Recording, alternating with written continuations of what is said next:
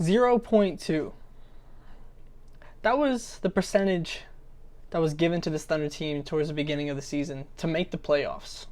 0.2. And now there's only one number that matters for this Thunder team, and that's 7. Game 7. This is the farthest the Thunder team has been in the playoffs since Kevin Durant was on our roster.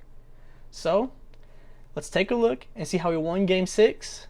But then also, let's look at a couple things that would need to change to secure a Game 7 victory. Okay, let's just get it out of the way. Let's start where we need to. Christopher Emmanuel Paul, you are a bad man.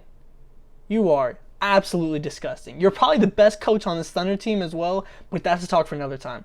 The point guard might be the best leader in the NBA overall. I mean, the things he gets out of this Thunder team, you can tell the difference between when he's on the court and when he's off. I mean, it's night and day compared to when he's on the bench.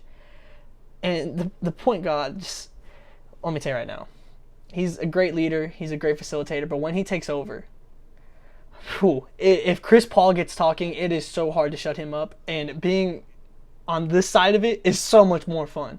As soon as he dotted up Rocco and slapped him on the butt, I knew Chris Paul was not going to let us lose this game. Being a plus 20 in such a close game with so many lead changes is a testament to how insane he was tonight.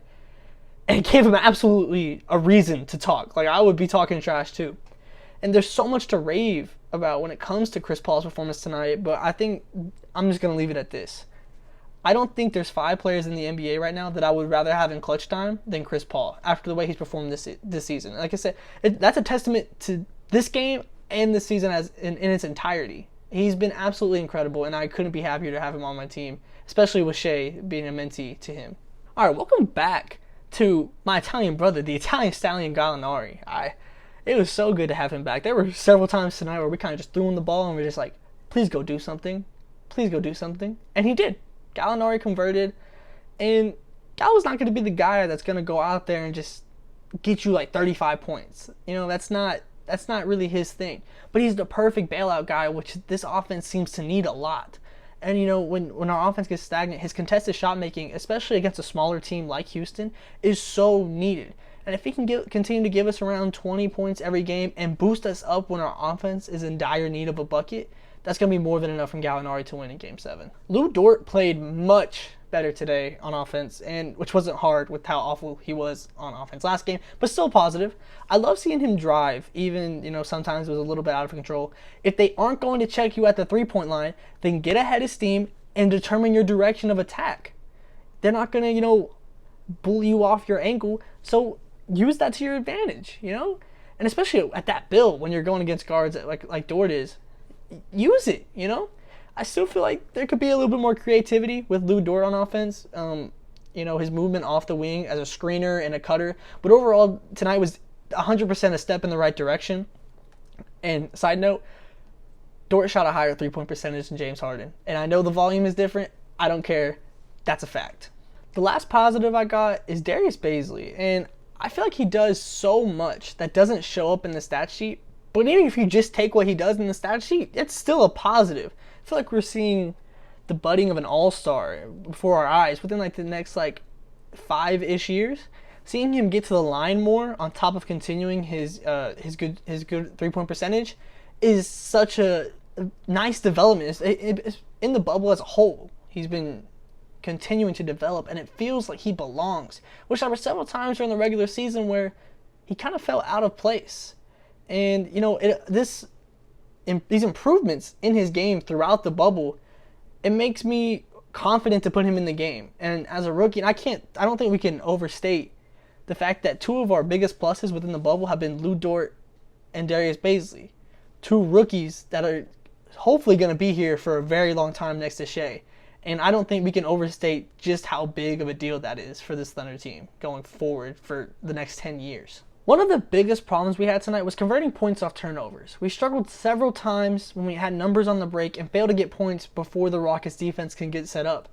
And if you go back to my earlier recaps, I listed forcing turnovers as a huge key to beating this Rockets team with the amount of possessions they get within a game. And we did that today. We forced 22 turnovers, which is a solid number. We just have to piece it all together. We can't have 3-on-2, 2-on-1 fast breaks that we just don't convert on.